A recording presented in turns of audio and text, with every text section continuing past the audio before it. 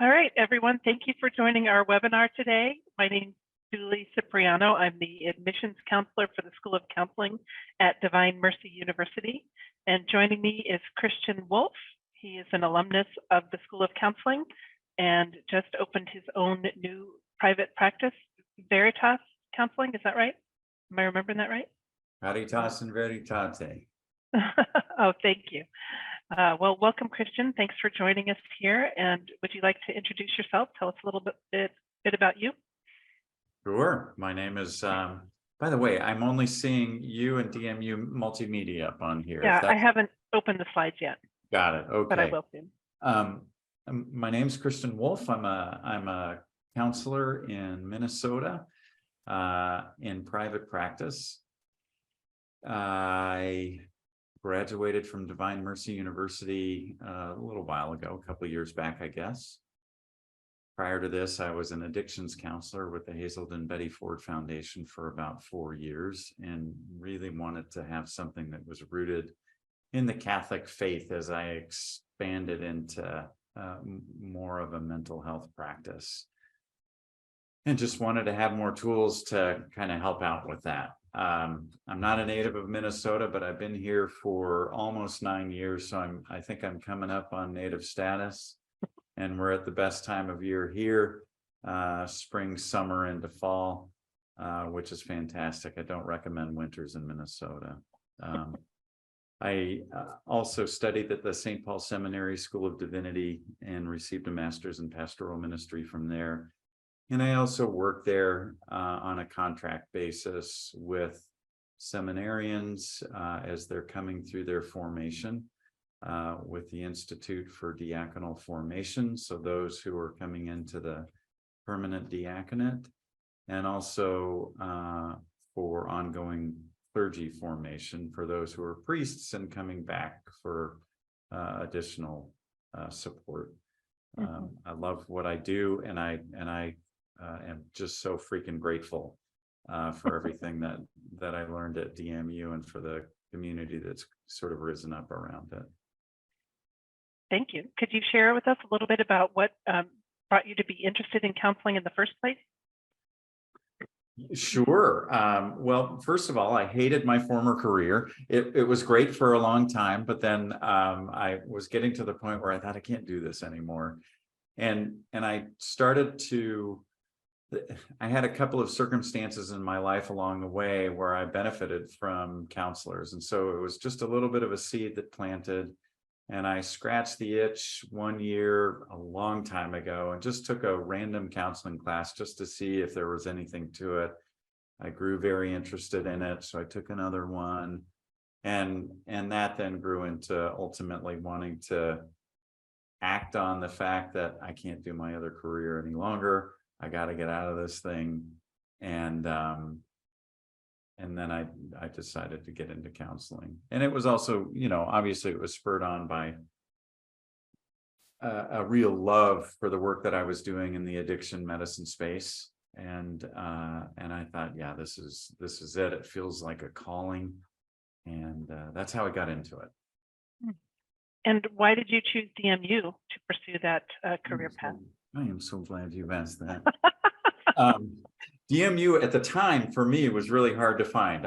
Initially my criteria was it started with, I want to become a Christian counselor, and I'm a Catholic. And then as I grew deeper in my faith, I thought, no, definitely I want to be a Catholic counselor. But I couldn't find a program in my area that was sort of that. And then so I started to Google, and I couldn't find anything, or the ones that I found didn't feel deeply Catholic.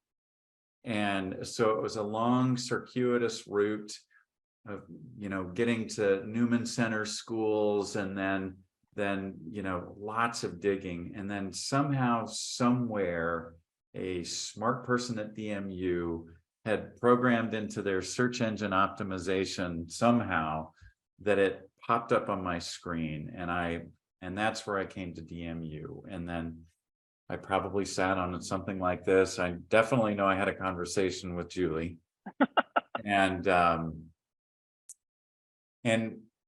it was a big choice, but everyone that I consulted with, I offered up the two choices that were in hand. One was at Northwestern University in Chicago, and then there was DMU. And everyone I talked to said, go to the Catholic one, go to the Catholic one, go to the Catholic one. And once I went out there and met everybody and met my classmates in person, any doubts that I had were quickly pushed to the side. And it was such a gift. Oh, I'm so glad to hear that. That's awesome. So what were your academic and now what are your clinical interests? What were my academic interests? Well, once upon a time, I thought I wanted to get a PhD. Then I tried that and I realized I hate statistics. But prior to that, I did want to be a master's level clinician. There seemed to be a difference in preparation as I had interacted with others just in my own personal life. So that was really important to me. And in it, I needed to make absolutely sure that there was going to be not just sort of a tangential, but a very integrated approach from the Catholic anthropological standpoint, a Catholic spiritual, theological, anthropological standpoint. And so that became the primary interest, and that grew from work that I had already done as a lay student in a seminary environment. And so I think, once I learned fully the truths and the wisdom of the church as Christ established it, and the need that's out there in the marketplace and in the hearts, minds, and souls of people, that became my academic interest. That may not be the exact answer you were looking for, Jill. That's the one I got right now. That's great. I just want the real answer. That's all. Okay, good. Yeah. So what were the most rewarding and the most challenging things that you experienced in your time at DMU? Well, it's going to sound a little bit trite, but the friendships were the most rewarding, and they continue to bear fruit today. We stay in contact routinely, both as friends, but also on case consultations. And so that's been a fruit of this. The early establishment of the theologically oriented courses were massively useful, and really proved out the point that to set the stage to then use that and integrate it into all of the psychological science throughout the course work. That was hugely valuable. Getting to know the professors along the way was valuable, and allowing them, allowing my own fears and vulnerabilities to kind of come to the table and let that be part of the process as well. Most challenging things really were just stamina. I was working full time. I was working 40 hours a week, and I had other stuff going on in my life as well that were all fun. And I was doing part-time and then full-time studentdom at DMU, and was doing stuff over at the seminary as well. So it was just, I was getting pretty crispy along the way. I had to do it over. And so that was good. And I think the tension in that was, so the physical and mental stamina, but then also this other desire to, I really want to do well in this and soak in all of the information. So there was kind of a fear that, am I learning enough, or am I at the end of this going to feel like I'm a complete moron and I don't know what I'm doing? Well, turns out I'm not the only one who feels that way, no matter what the circumstances are. And it was really nice to know that there's this whole kind of imposter syndrome thing that happens, and that all of the learning started to, oh my gosh, I remember learning that. Oh, we can use this here. Oh my gosh, this is rolling out in front of me. And so that's been really nice. That's great. Great. Thank you. The friendships are not trite. They're important, hugely important. Yeah. Yep. So for those listening, what would you say are some really good reasons to pursue a master's in counseling, and also some really bad reasons to choose this path?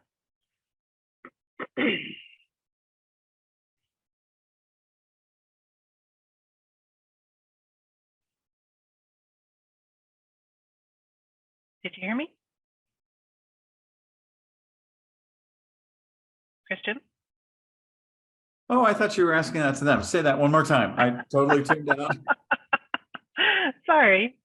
I was asking, for those people who are listening, would you share what you think are some really good reasons to choose to pursue a master's in counseling, and also some really bad reasons to choose it? Oh man, that's a rough question. So good reasons. There's a huge need and a real desire for it. And so a master's in counseling really provides all of the necessary, and one at DMU in particular, all of the necessary skills and means by which to engage with someone and walk with them toward their flourishing. And that's fantastic. DMU in particular, with its integration of the Catholic Christian meta model of the person, is just extremely valuable in that front. So that's one. I think the second one, because there is such a need, the acuteness of mental health symptoms these days, and I've been at this for 7 years now, so 4 years prior. It's just it's at another level that just wasn't there before, for lots of reasons. So there's a need for skilled clinicians and compassionate clinicians to be able to meet people in their current circumstances and walk with them. And this kind of study just really allows for that. Reasons not to get it. I don't know, to become a billionaire. Oh yeah. I can tell you that working in group practices were great, because it was a fantastic training ground, and I met a lot of great colleagues and all of that stuff. But the possibility of making a living that makes things more manageable and fruitful and stuff like that starts to happen a little bit further down, especially in a private practice, which I'm in right now, and I'm really grateful for that. I may have to come back and answer other reasons, because I think there are every reason in the world to get one, and there are a few reasons not to. I don't know. I suppose one of them is I don't know. Yeah, well, I'm just going to say I don't know. Okay, yeah, that's fair. I mean, I think your first answer was very good, very true, and it comes up a lot, so I'm glad you mentioned it. Right. So here's a related question. What kind of person would flourish at DMU, and what kind of person would probably either struggle or be unhappy with their studies here? A person who would flourish is one open to not only learning, but allowing him or herself to be vulnerable in the process of that learning, because there is a great deal of merit in some of the introspection that happens. It's a core, actually, to one's clinical identity, and that's the capacity to know, how do I think, how do I feel, what's coming up in me, those types of things, and then a willingness to share that in an environment, in a really collegial, caring, honest environment. Also someone who is willing to put in the necessary work to wrestle with some of the concepts and all of that stuff. I think someone who may struggle or languish in this is a lot of really set preconceived notions, a lot of kind of rigidity in thought,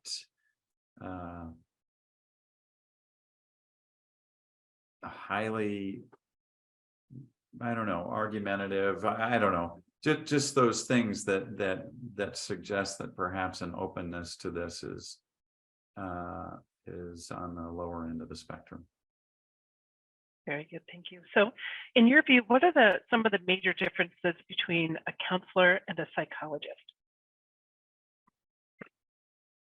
Well, I think counselors are more important, frankly, but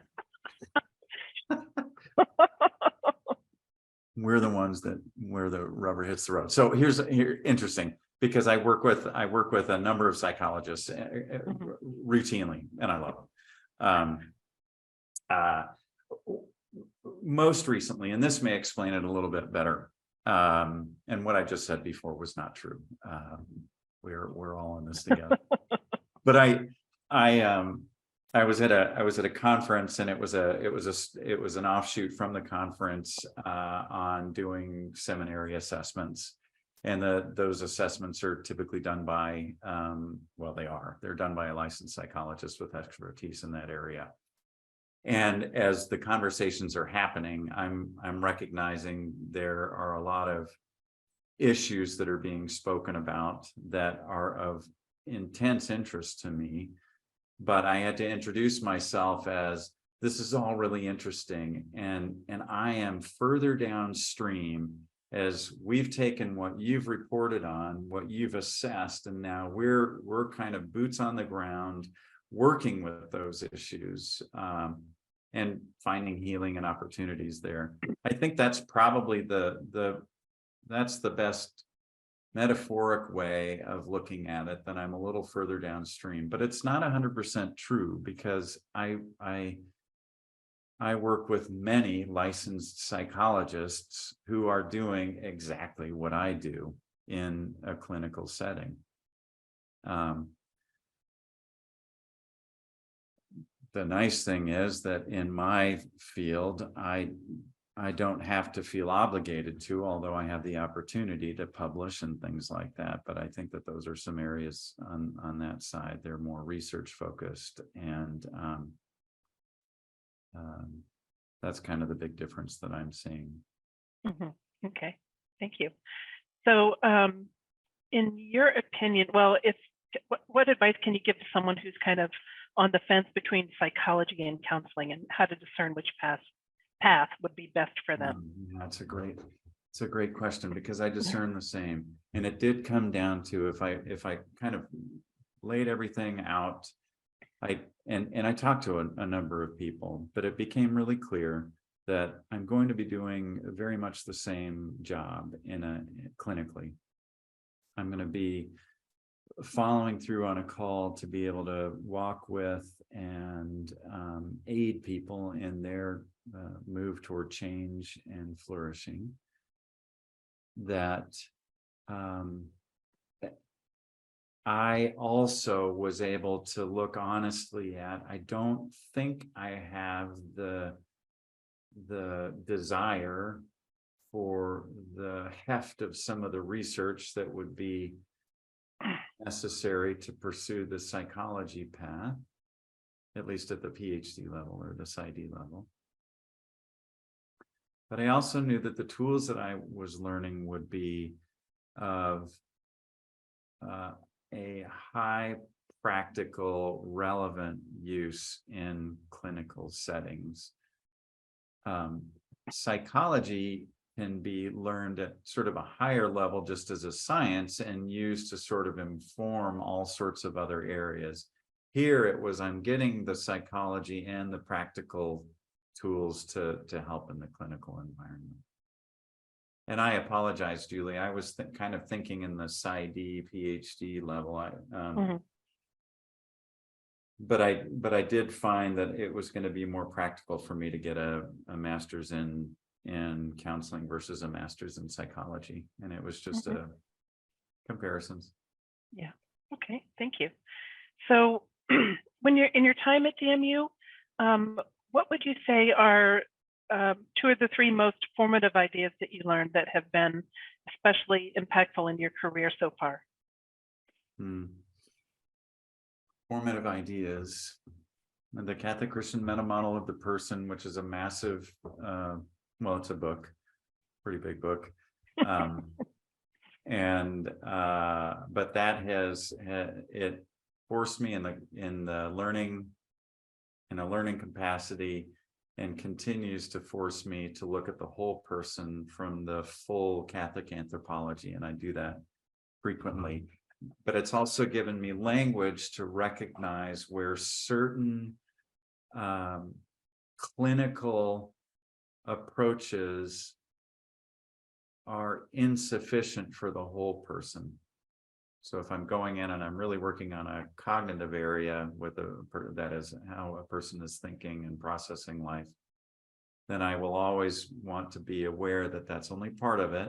And we need to bring a fuller picture into this. And it's just been such a beautiful thing to practice it first. And now it's integral to the practice here. Counselor identity was an important concept that was very early on. It was in the ethics class.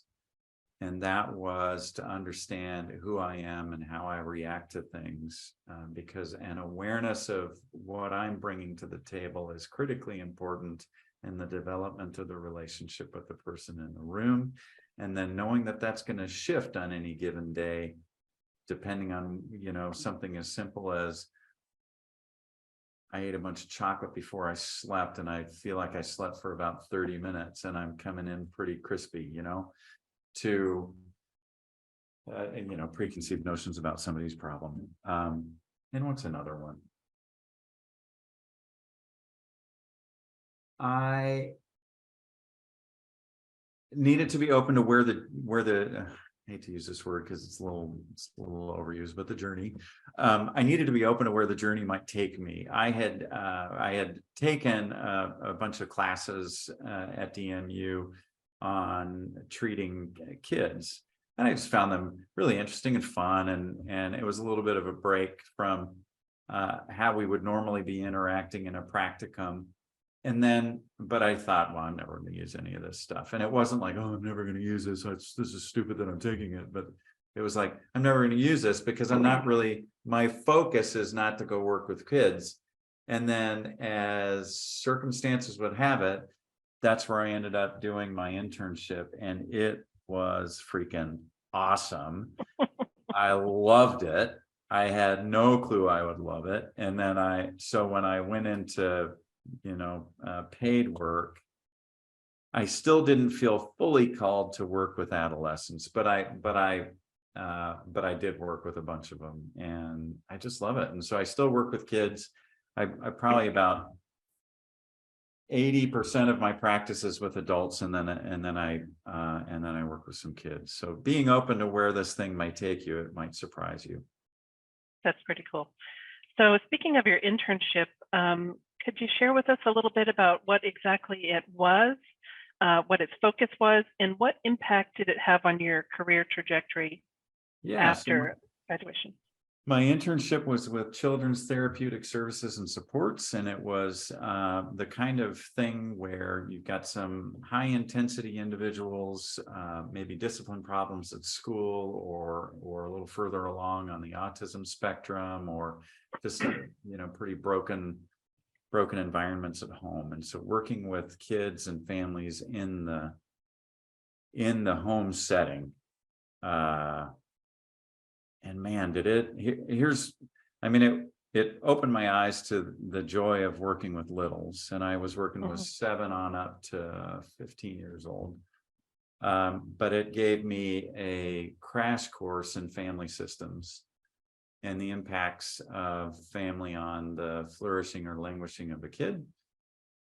But it also helped me more fully recognize the need for almost a primacy on all of the environmental things that are happening. So if I'm working just with an adult client and one-on-one, it becomes critically important for me to know, what was it like growing up? What's it like now? What were some of those patterns? Because so much of what I find myself doing are based in whether one was securely attached or not securely attached to primary caregivers, and where all of that stuff comes from. It's not to say that everything stems from one's development, but to see it firsthand, it's like, oh my goodness, this is huge. So that really helped. And then, I don't know, it just kind of having an internship and practical experience and all of that stuff, and being able to talk about, how those things happen in the home was really helpful when I was interviewing. There's no shortage for trained mental health counselors. So being able to have that and be done with it was just, okay, so you've done all of this. Yes, please come on board. Nice. All right. Well, I think those are all of the questions I have for you right this moment. What do you say we share our slides and get started talking about the program? Sound like a plan? So without further ado, 5 reasons to earn a master's in clinical mental health counseling. If you have questions for Christian or questions for me about any of this material as we go through it, please feel free to pop them into the chat or into the Q&A. We'll try to get through these slides pretty quickly, but it is a lot of information. You're bound to have a question you want to ask. All right. So we are Divine Mercy University, founded in the late 90s under the name Institute for the Psychological Sciences. So that college still exists. It houses our psychology side. So we do have an actual campus in Virginia. We offer 3 degrees total. We offer the Master's in Clinical Mental Health Counseling that we're discussing. Also a Master's in General Psychology, which is another online program. We also have the campus building itself with doctoral students who are on campus almost year-round, working towards their doctorate in clinical psychology. But what they found through offering that and the Master's in Psychology was that there was such a need for counselors, and particularly for counselors of faith. So they decided to add the second college, the School of Counseling, and the Master's in Clinical Mental Health Counseling. We seek to provide our students an effective academic and educational environment to support the integration of the human sciences and a Catholic Christian understanding of the person. So DMU is accredited. We are institutionally accredited by SACS, or the Southern Association. That's the baseline you should look for in any US school you attend. If you're looking at other schools and they can't give you a simple yes to this institutional accreditation question, that's your sign to go somewhere else. All right, so they should at least just have that. So the way accrediting works in the US, each area of the country has its own accrediting agency. Each one has a different name. Ours is, again, the Southern Association. It goes from where we are in Virginia all the way down around to Texas. So UT, Auburn, UVA, all those schools are accredited by SACS, just like we are. Now, when you start talking about psychology and counseling, there are a couple of extra accreditations that can be earned. APA is kind of the big dog. Most people have heard of that, American Psychological Association. So DMU is an APA accredited school. In fact, we became only the 2nd school in the whole history of the APA to receive the full 7-year accreditation grant on the first try. When you start talking about counseling, the extra accreditation for that type of program is known by the acronym CACREP. It stands for Council for Accreditation of Counseling and Related Educational Programs. So if you haven't heard of that yet, just tell a couple of people you want to be a therapist, and you'll hear about it pretty quickly. So CACREP is a great thing to have. We're at the end of that process. We have done everything we need to do. They're having their big powwow meeting to officially award the accreditation this week or next week, here pretty soon. So we expect to add that by the end of June and begin admitting students from every state including Caritas states, hopefully early July. All right, so any questions about that? Feel free to pop them into the chat or into the Q&A, and I'll be happy to tackle it at the end of the presentation. So what makes DMU different? Well, Christian touched on it. It plays a big role in our students' education here, and it's our Catholic Christian meta model of the person. So this model is unique to our university. It was developed by our faculty, and it's the reason that most students choose our school. So what they will do with the model is teach you to frame a treatment plan based on the Catholic understanding of the person that we are, integrated beings, body, mind, and soul. So as the clinician, when you inevitably encounter somebody who doesn't believe in God, who doesn't want to talk about God, that's okay. The objective truth of who we are and how we were created obviously doesn't hinge on one's belief or unbelief. So you can help them reach flourishing even if they never want to talk about God. And Christian, quickly, would you mind just sharing with us maybe an example of how the model was used in your classes and what difference the meta model makes for you in the context of your daily counseling work?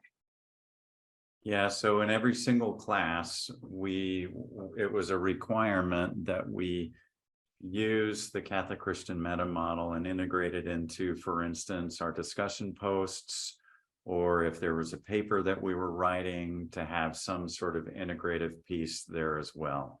And so that just from a practical standpoint. And the nice thing is that it was a couple of sheets, 2, 3, 4, something like that. So it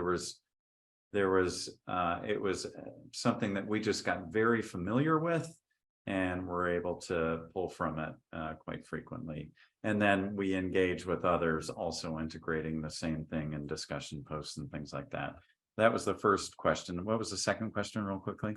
What difference does the meta model make in the context of your clinical work now? Yeah, it's made a huge difference in seeing the whole person, but specifically in helping me just in my own mind place a person from a Catholic anthropological standpoint and a cultural standpoint. But it's also been key and critical to those who are seeking a clinician who can honor their cultural leanings as Catholics or as non-Catholic Christians. But so that's been really helpful to have that specific training. And for those that don't want that or desire it, it still has helped me with a clinician. And I'm repeating myself from earlier in this presentation to see the whole person in his or her completion. And that has helped me then know kind of where to go, where to ask questions, what to direct, etc. Great, thank you. No, it is important. I think it bears repeating, so I appreciate that.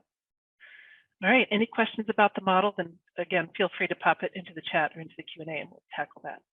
So here we go. First reason to earn a master's in clinical mental health counseling. Well, you become licensed as a mental health professional. So licensing is something that happens after you graduate. As you move through your studies, your professors will give you assignments that relate to licensure just to make sure that you understand the process and that you're headed in the right direction. So when you graduate, then you'll sit for an exam, sometimes 2, it varies by state. And then once you pass those exams, you will then be provisionally licensed. So just like a doctor does a residency after medical school, it's similar for counselors in that although you'll be working and being paid as a therapist, you will have that safety net of a colleague who has more experience to help you with the challenging questions. You're nodding your head, Christian. Go ahead, back me up here. Anything you want to add? No, yeah, it's nice to have air cover. And yeah, it's nice to have that safety net of someone with more experience for when those questions of how to handle something, inevitably arise. So that usually takes about 2 years to wrap up that supervised period. Fun fact about DMU, 100% of our students who sit for the licensing exam pass it. So we don't plan to let anyone break our perfect record. All right. So next, second reason to earn a master's in clinical mental health counseling. Well, this program is an online hybrid that gives you practical one-on-one experience through our 3 residencies, our practicum and internship. So residencies occur first. They happen as you move through your online studies. And they use this time together here on campus over a long weekend to teach the counseling skills that don't lend themselves to online learning. So things like nonverbal communication, situational ethics. There are always a ton of presentations going on by faculty, students, and student groups. It's also a big gateway weekend. So all the professors are there with you, and they're looking to make sure that each student has gained the skills needed to be ready to move on to the next section. So the first one's always 8 weeks after you begin. Right now we're enrolling for our August cohort. So students who begin school in August will come to campus for the first time in October. Second one's always a year later, excuse me. So you'll come back the following October. And then the third one is 6 months to a year after the second one, depending on if you're full-time or part-time. They are 4 days long, so you would arrive on a Wednesday evening and stay through a Sunday afternoon. While you're here, they'll expect you to be on site and attend the whole program. There is a fee for this training that's built into the tuition. The breakdown was $1,500 per residency. Sorry about that. We'll get that updated. I believe the new fee is $1,650 per residency. That fee covers your training, obviously, but also your hotel and most of your meals while you're here. And then once you finish your third on-campus residency, you'll then step into practicum and internship. And these are done in your own area based on the kind of counseling work you'd like to do. So of the 2, practicum comes first. Practicum is 100 hours of on-the-job training. This is what gets you ready for the real hands-on counseling work of your internship. At least 40 of those 100 hours will be direct service with actual counseling clients. Once you wrap up that on-the-job training, you'll then step into your 2 internships. Each one is 300 hours and spans 16 weeks. We do have a director of internship who will work with you to help you identify, what it is you might like to do in your area based on your interest, whether it's addictions, trauma, marriage and family, adolescence, whatever it is. Our internship placement is 100%, so you will get one and we will help you with it. So third reason to earn a master's in clinical mental health counseling are faculty. They are terrific. This is about maybe a fifth of who we have on our faculty right now. I'll say that all of our counseling, all of our core counseling faculty are practicing and experienced clinicians.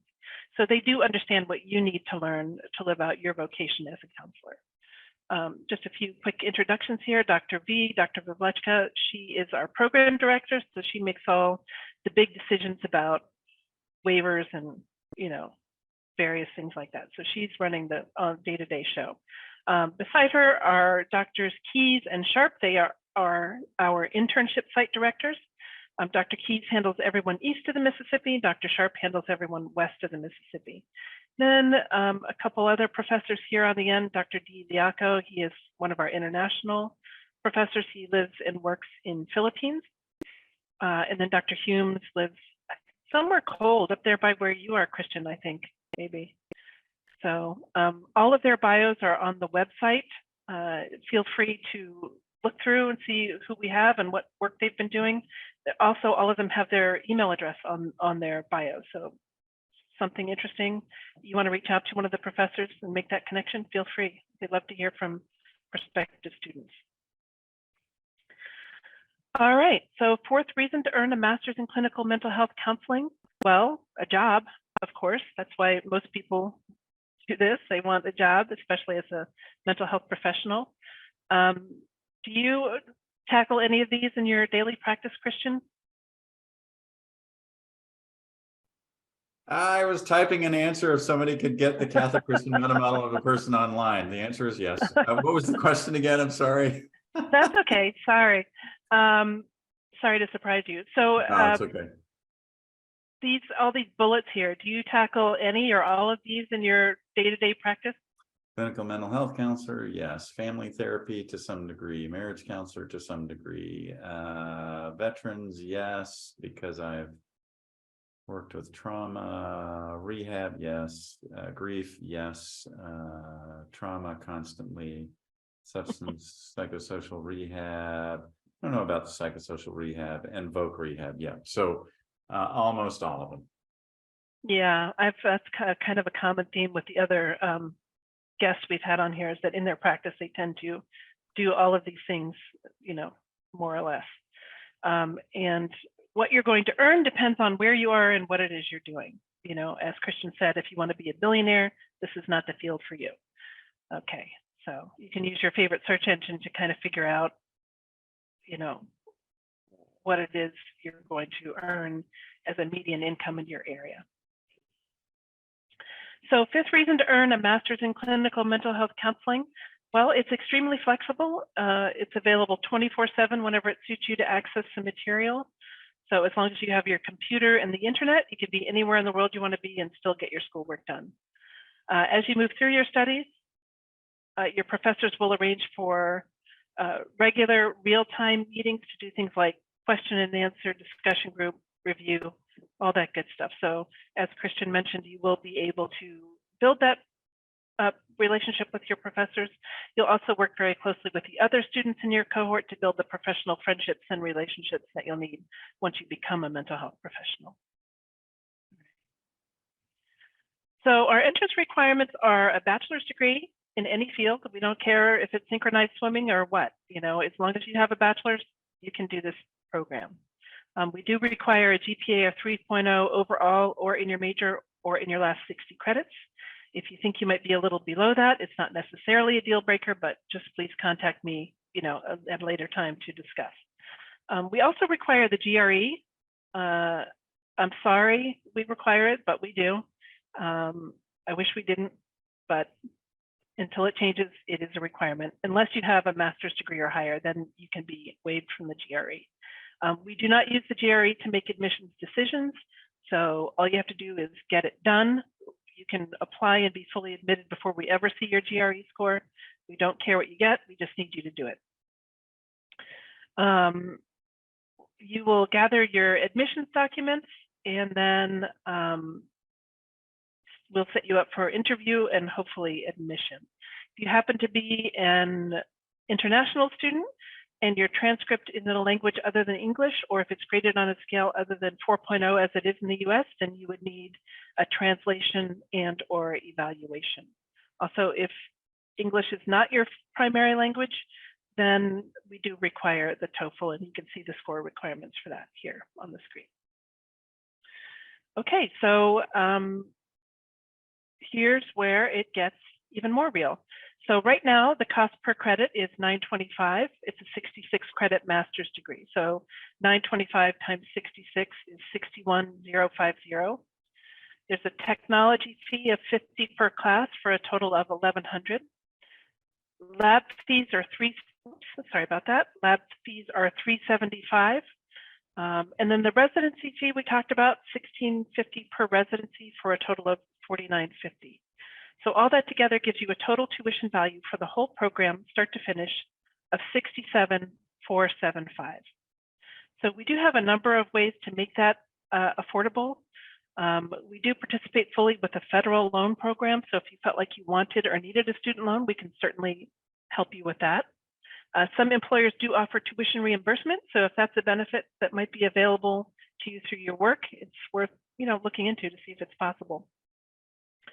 We are approved for all veterans funding, the GI Bill. We're also a yellow ribbon school, and we do take AmeriCorps benefits. If you have any of those, or if they can be assigned to you, we participate with all.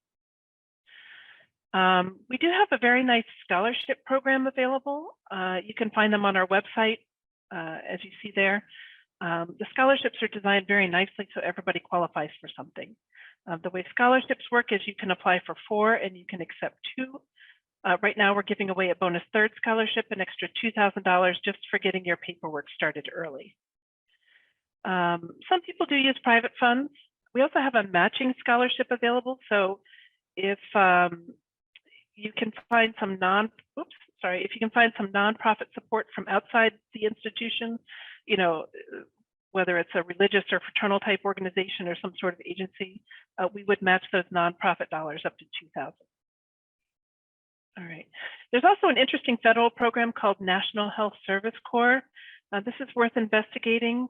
If you just use your favorite search engine, it'll come up first link. This is, the way this works is once you've graduated, you can see who's partnering with NHSC through their website. They have an interactive map, and you would just apply for that job and negotiate your salary like you would any other job. But because they're working in partnership with National Health Service Corps, after you've served 3 months of that of a 2-year commitment, then they'll give you a lump sum of up to $50,000 towards your student loan debt in exchange for that work. So it's worth investigating to see if that might be a fit for you. If it does, it's kind of a no-brainer since you have to work under supervision anyway for the first 2 years. All right. So at DMU, there are 2 paths you can take for, you know, offsetting the cost of your education. You can either apply for scholarships or you can take a tuition reduction through a partnership agreement. This is just a sampling of some institutions that we sponsor or partner with, I should say. So, and the discount varies depending on, you know, whatever agreement they made with us. So it's, if you don't see your institution, your diocese, your church listed here, that's okay. We have a longer list on the website, but I think that's even not quite complete. So take a look, see if any of these apply to you, and that's also a great way to go to reduce the cost of your education. All right, so again, our entrance requirements are the bachelor's degree, the GPA of 3.0 overall, or in your major, or in your last 60 credits. We do require the GRE, although we don't use it to make admissions decisions, and you can be fully admitted before we ever see your GRE score. And then the end of the interview, the admissions process is 2 interviews. The first one is a quick 30 minutes with me. Mostly it's a coaching session to get you ready for your big interview, which is a 3-hour online group interview with 2 or 3 other applicants to the program and 2 faculty members. Do you remember your group interview, Christian? I do. Yes. I do remember my group interview, and I'm still friends with some of those same people. Oh, that's really cool. Yeah, it was pretty cool. Was it as intimidating as it sounds? Just talking about it? Nah. I mean, we all felt intimidated, but no, it wasn't at all. Afterwards, it was like, oh my gosh, this is pretty cool. Yeah. What I've heard from pretty universally is that once they get over their jitters, they really have fun with it. It gets them excited for the program, and you begin lifelong friendships. All right. So a little reflection, is this the right path for you? We touched on it a little bit, but I would ask you to consider these questions carefully and answer yourself honestly. Do you have the desire to help heal the whole person and to help people flourish? Do you want to have a career which enables you to answer the question, how can I help people? What can you do to make a positive contribution in others' lives? Can you be an instrument of healing? And finally, if you were to apply and be admitted, can you commit to the successful completion of the program? Are you someone who finishes what you began? So again, I ask you to consider these carefully. If you can give yourself an honest yes to these 4 questions, then I think odds are you'd be a great fit for the program. Our application process is pretty streamlined, pretty straightforward. The first step is just an online demographic form. It takes 20 or 30 minutes. You can do it today if you want to. Once we have that, our financial aid experts will be in touch to begin talking with you about tuition, scholarships, which ones you should pursue, and what you can reasonably expect from us given your particular situation. We will then gather all of your required documents, 2 brief essays, a 500-word personal statement, and a 200-word professional statement, an updated version of your resume, official transcripts for any degrees you've earned, and 1 professional recommendation, and of course, the dreaded GRE. Once you have gathered those documents, we'll set you up for interviews and hopefully admission. We are enrolling for August cohort, which begins August 23rd of 2023. You are in plenty of time to apply for that, and I'd love to get you started. We have a couple minutes quickly for questions if you have any that haven't been answered, if you want to pop them into the Q&A. But I want to thank you for your time and your attendance today. As a gift, our gift to you will give you a gift of a first $55 scholarship for the application fee waiver. Just copy that code CCMMP 1999, and you can use that to waive the application fee. Again, my name's Julie. This is my direct number. You can call or text me at that number. You can also email me anytime. All right, so let's see what questions we have here. Have you been answering them, Christian? As we've been going along? 2 of them. I'm in the process of answering a third. Okay. So I see, the 2 answers are in there. The other one is from Lizzie. How can a prospective student get more information about different specialties? How does one discern which specialty to pursue? My answer is probably best with the second question. How does one discern which specialty to pursue? Fantastic question, by the way. I found that when I started to study, it became clear what attracted me and what didn't attract me. And along the way, in the midst of study with others doing exactly the same thing, discerning which direction they wanted to go, we have this nice little dialogue that then piques a little bit more curiosity, aided in the discernment process. And then even some of the practical lessons that were happening during specific classes, like on marriage and family, or on working with kids, or whatever else. We gave it a shot, and it's like, oh my gosh, I freaking love this, or oh man, I don't think I want to do this. So that was really helpful in the discernment process on different specialties. I suppose the other is, to answer the first question, I think the second question and my answer to it kind of answers that, but how to get more information about different specialties. I would look at perhaps populations or clusters of problems. So I have found that I in the addictions work that I did, I noticed that there were a lot of developmental traumas and things like that, big T, small t, or just adverse childhood events. And so that became an interest of how can I be better prepared to work with someone with this kind of a background. And so I found myself moving into areas of anxiety, trauma, EMDR, but even in that, then we start to realize that there are attachment issues along the way. And so what are some specific foci? Is that correct? I want to say focuses, but I think foci is the right word. So I hope that answers your question, Lizzie. I don't know where Julie went.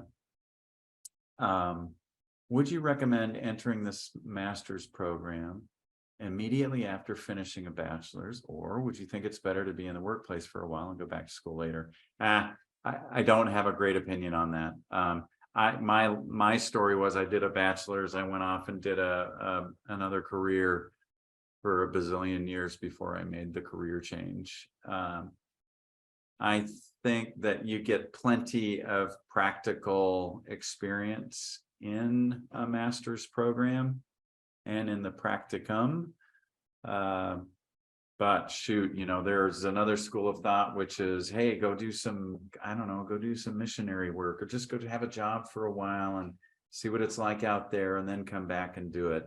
If you feel like you're kind of crispy after all of your bachelor's work and you need to take a little bit of a break, well, it wouldn't be a bad idea. I realize and I cannot answer, is the $67.475 the price for the whole program or per year?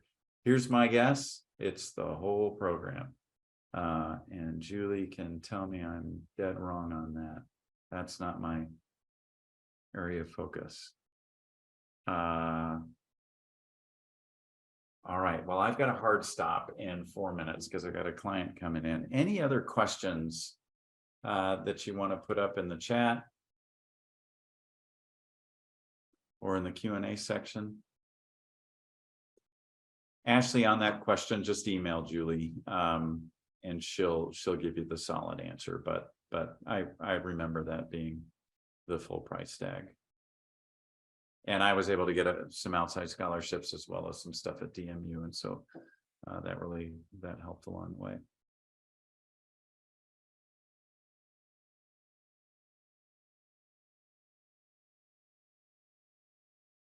You are so welcome. Yes, if you email Hector, if you email Julie, I think that there's going to be a recording of it. Donna, thank you. Hector, thank you. Jessica, thank you.